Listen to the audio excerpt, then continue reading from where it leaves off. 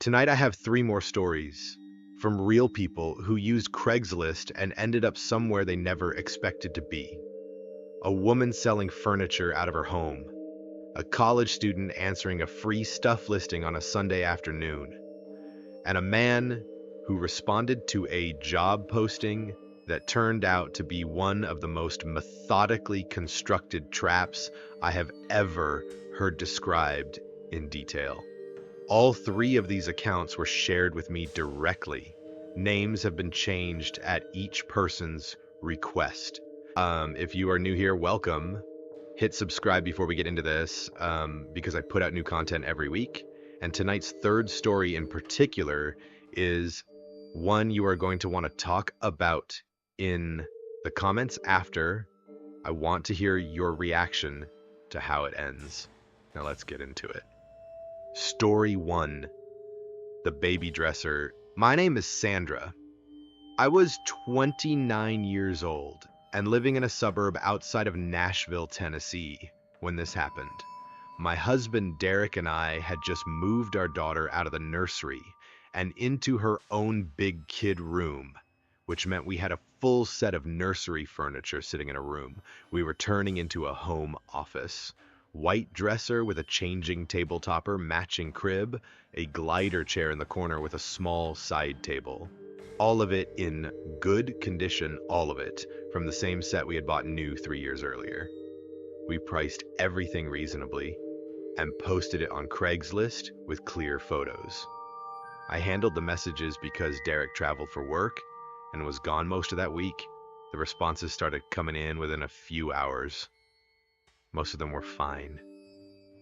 Young couples expecting their first baby, women asking follow-up questions about dimensions and brand names, a grandmother buying for her daughter. The kind of people you picture when you imagine who buys nursery furniture on Craigslist. Nothing unusual in any of it. The message that stood out came in on a Wednesday evening around 8:45. A man named Carl said he was buying the dresser for his sister who had just had a baby and could not make the drive herself. He asked if Saturday morning worked for pickup. He said he had a van. I said Saturday at 10 was fine. He confirmed, and that was the end of it. Saturday morning came. Derek was still out of town. My daughter was at my mother's house for the weekend. I was home alone. Carl texted me at 9:50 to say he was 10 minutes out and asked me to confirm the address, which I did without thinking about it because I had already given it to him in the original messages. He pulled up at 10:04. White cargo van, older model, no markings on the side. He was a large man, well over 6 feet, heavyset, wearing a dark green jacket and work boots. He was alone. I noticed that immediately. He had said he was picking up a dresser. A dresser with a changing table topper is not a one-person job. It is bulky and awkward and heavy. I had assumed he would bring at least one other person. He had not. He knocked, and I opened the door, and he stepped into the entryway before I had fully moved back to make room. Not aggressively, but confidently, like he had been inside before and knew the layout. He looked past me down the hall before he looked at me to say hello. That is a detail I keep coming back to when I tell this story. He looked past me first, before eye contact, before a greeting. His eyes went to the hallway behind me. He was friendly enough when he spoke. Said the dresser looked just like the photos his sister was going to love it.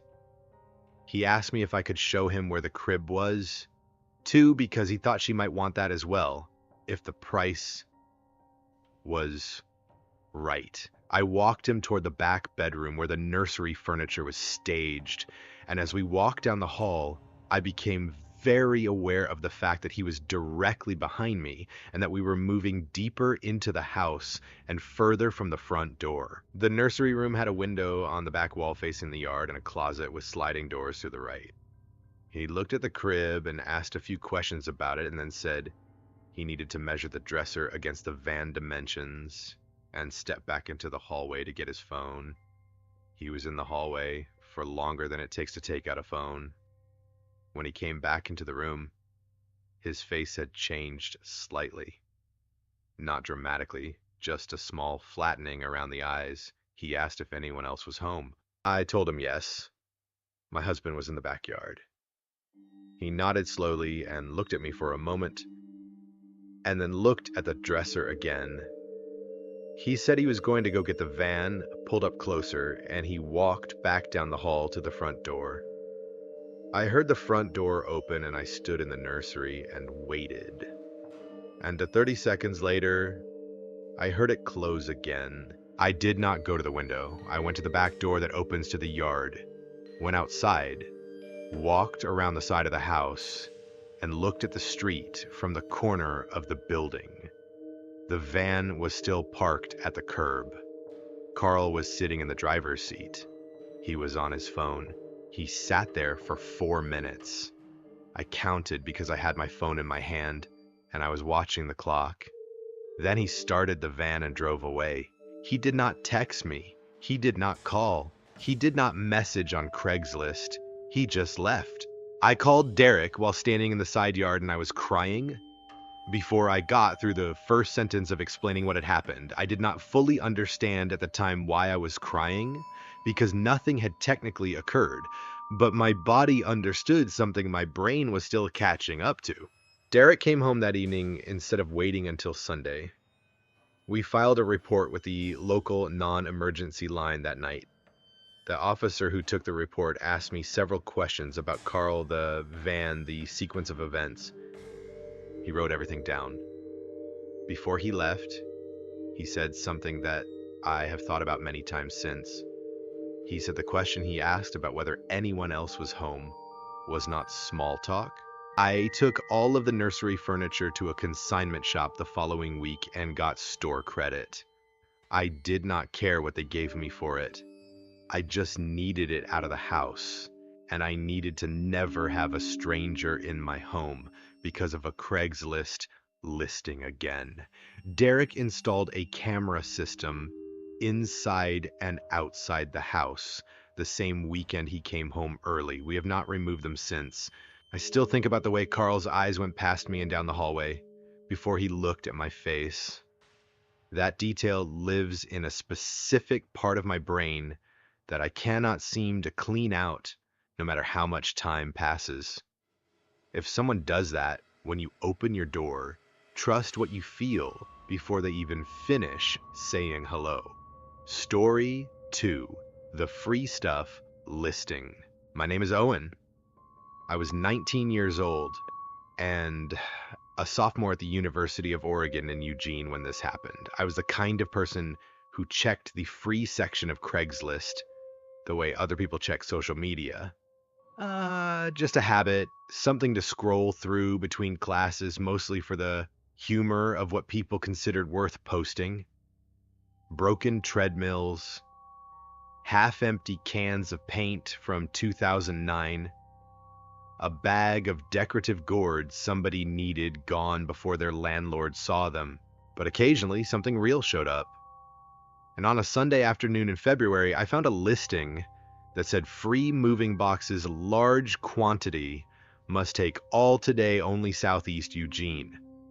I was moving into a new apartment in 6 weeks, and I needed boxes badly and had been too cheap to buy them. This seemed like the easiest solution in the world. I texted the number in the listing, and a man responded within a few minutes and gave me a street address. It was raining the way Eugene rains in February, which is to say it was raining as if it had been raining since the beginning of time and intended to continue until the end of it. I drove over around 2 in the afternoon. The address was in a part of Southeast Eugene that was mostly older residential streets, small houses with deep yards, the occasional converted duplex. The specific address was a house set back from the road with a long concrete driveway that dipped down, slightly giving the house a below-street level feel.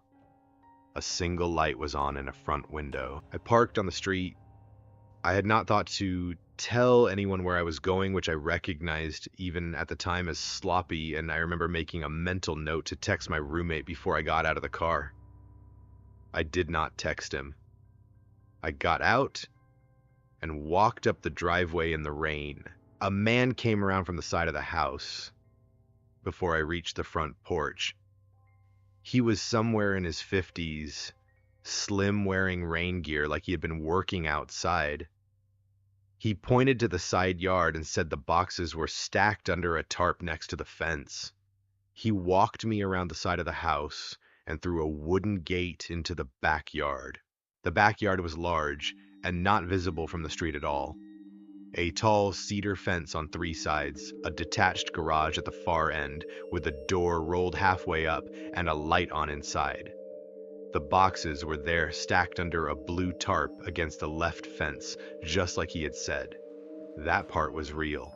But there was a second man standing inside the open garage doorway. He had not been mentioned. He did not introduce himself. He was larger than the first man, wearing a dark hooded sweatshirt with the hood up despite being undercover, and he was just watching. Not doing anything, not working on anything inside the garage, just standing at the edge of the light looking at me and the first man in the yard. I felt it then. The backyard surrounded by tall fencing on 3 sides, the gate behind me that I had walked through, and that had swung mostly shut on its spring hinge. The street, not visible and not audible from where I was standing. The man in the garage who had not moved, had not spoken, had not acknowledged me in any normal way that a person casually present during a transaction would do. I said out loud that I had forgotten something in my car and I needed to grab it before we started loading. I said it in the tone of someone who has just remembered a minor inconvenience.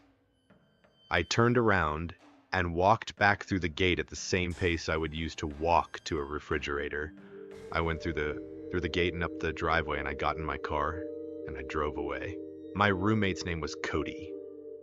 I called him from the road and described the whole thing in real time, and by the time I finished describing the second man in the garage, Cody said he was glad I had called, because what I was describing was not a free box situation, and we both knew it. I filed a report with the Eugene Police non-emergency line that evening. I gave them the address, the listing, the phone number, a description of both men. The officer on the line took the report and told me they would send a patrol unit by the address to check it out. I never heard back from them officially. The listing was gone from Craigslist the next morning. I buy boxes from U-Haul now. I pay full price for them. Every time I hand over the money for a flat of moving boxes, I think about the second man in the garage with his hood up, standing at the edge of the light, and I think that is the cheapest I have ever paid for boxes in my life. Do not go alone. Tell someone exactly where you're going before you go. And if there is a second person who was not mentioned and who is not doing anything except standing there watching, you do not need boxes badly enough to stay and find out why. Story 3. The Job Listing. My name is Terrence. I was 34 years old, living in Albuquerque, New Mexico, and I had been out of work for about 2 months when I found the listing. I had been a security guard at a hotel on Central Avenue for almost 3 years, and the hotel had closed down, not dramatically, just quietly, a sign on the door one Monday that said permanently closed and a final check mailed to my address. I had applied to a lot of things in the weeks after, retail warehouse work driver positions and, yes, other security jobs. Craigslist had a job section, and I checked it regularly because a lot of smaller private companies posted there before they posted anywhere else. The listing said overnight security position, private property in the North Valley. No experience beyond basic security. Familiarity required, pays $18 an hour. Cash must be available to start immediately, serious inquiries only. $18 an hour cash for overnight security was on the higher end for that market in Albuquerque. Enough to get my attention. enough to make me reply that same day. The man who responded said his name was Dennis. He wrote in clean, complete sentences. He explained that the property was a private estate in the North Valley that had experienced several incidents of trespassing and vandalism over the prior 2 months, and that the owner wanted a consistent overnight presence to deter further issues. He said the job involved walking the property perimeter twice per shift, monitoring a set of exterior cameras on a laptop provided on site, and calling law enforcement if anything occurred. He said the shifts ran 11 at night to 6 in the morning. He asked if I could come by the property that Friday evening at 7 to do a walkthrough before committing to anything. I said yes. The address he sent me was in the North Valley, which in Albuquerque is the older agricultural part of the city, a mix of long-established homes on big lots, horse properties, farms, and some genuinely isolated parcels where the nearest neighbor can be a quarter-mile away. It is beautiful in the daytime. At night, it is very dark and very quiet in a way that the rest of Albuquerque is not. I arrived at 7:02 on Friday. The property was accessed through a metal gate at the end of a dirt road. The gate was open. A low adobe wall ran along the front of the property with old cottonwood trees inside it that were bare in November and looked skeletal against the sky. The house itself was a large single-story adobe, dark with what looked like a detached structure behind it that I assumed was a guest house or storage building. Dennis met me at the front of the house. He was a trim man, probably mid-50s, with close-cut gray hair and a calm manner that I remember thinking at the time seemed almost rehearsed. He shook my hand and said he appreciated my punctuality and asked me to follow him inside so he could show me the camera set up before we walked the property. Inside the front room, there was a folding table with a laptop on it and a chair. A lamp in the corner. Nothing else in the room. The rest of the house, what I could see of it from the entryway, looked empty. No furniture, no rugs, no personal items. Dennis explained the owner was in the process of moving in and most of the furniture had not arrived yet. He showed me the camera software on the laptop, walked me through switching between 4 exterior feeds. The cameras covered the front gate, the side yard, the back of the house, and the door of the detached building at the rear of the property. On the camera feed covering the detached building, I noticed the door was open. Not wide open, maybe 6 inches, with darkness inside. I asked Dennis what was in the building. He said tools and storage equipment. He said it was kept locked during shifts, and I would not need to go inside it. He said it casually and moved immediately to the next thing he wanted to show me. We went outside to walk the perimeter. Dennis led and I followed. We went along the left side of the property first, toward the back fence line. As we walked, I looked back at the house and the folding table and the single lamp visible through the window. And I was doing the math in my head. The owner is moving in, but the house is completely empty. The job is cash only with no paperwork mentioned. The property had a detached building with the door standing open at night, and I was being walked away from the only exit I had come through, which was the front gate, in the dark, with a man I had met 7 minutes ago. I stopped walking. I said I had left my phone in my car and I needed to go get it before we continued, because I wanted to take notes on the perimeter for my own reference. Dennis stopped walking too. He turned and looked at me. There was a pause that was just slightly too long before he said, "Of course, take your time. He would wait right here." I walked back the way we had come, along the left side of the house, around the front corner, and across the dirt toward my car. I did not look back more than once. When I looked back, Dennis had followed me to the front corner of the house and was standing there watching me walk toward the gate. Not following, just watching. Exactly the way you watch something you have not finished with yet. I got in my car.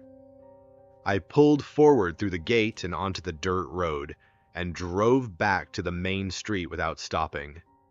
I called my older brother Marcus from the road and told him where I had just been and what I had just felt, and described every detail of it in the order it had happened. Marcus was quiet for most of it. When I finished, he told me to go home, lock my door, and file a report tonight and not tomorrow. I filed the report with the Albuquerque Police Department that night. I gave them everything. Dennis's name, the phone number from the Craigslist messages, the full address, the empty house, the detached building with the open door on the camera feed, the walk toward the back fence in the dark. The officer taking the report asked me twice to confirm the detail about the camera on the detached building. He wrote it down both times. 11 days later, a detective left me a voicemail. She said they had visited the property and that my report had been part of a broader file they were building. She said she could not share additional details at this stage of the investigation, but that she encouraged me to keep my records of the Craigslist conversation and the text exchange with Dennis. She thanked me by name and ended the message. I have that voicemail saved on 2 devices.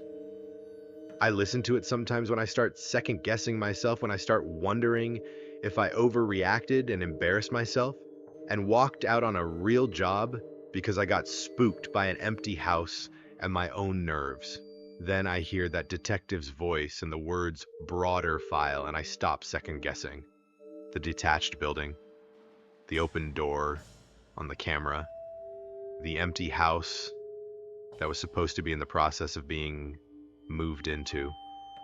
The way he said I would not need to go inside it and then change the subject without pausing. The walk toward the back fence line in the dark, away from the only exit. I think about what would have been at the end of that fence line if I had kept walking. I got a security job at a distribution center on the south side of Albuquerque 2 weeks later. They paid me $15 an hour.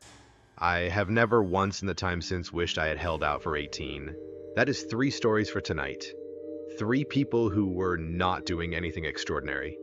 A woman selling nursery furniture, a college student looking for free boxes, a man trying to get back on his feet after losing his job. Regular decisions, regular platforms, regular circumstances, and in each case, someone on the other side of a Craigslist message had built something around the assumption that they would just go along with it. They did not go along with it. And that is the entire reason these are stories they can tell. Trust the thing that your body knows before your brain finishes the sentence. It is not paranoia, it is information. And when you are standing in a backyard surrounded by fencing with a gate swinging shut behind you, that information is the only thing that matters. Drop your story in the comments. I read every single one. Subscribe if you are not already, and hit the bell so you catch the next one. These go up every week. Stay sharp and stay safe.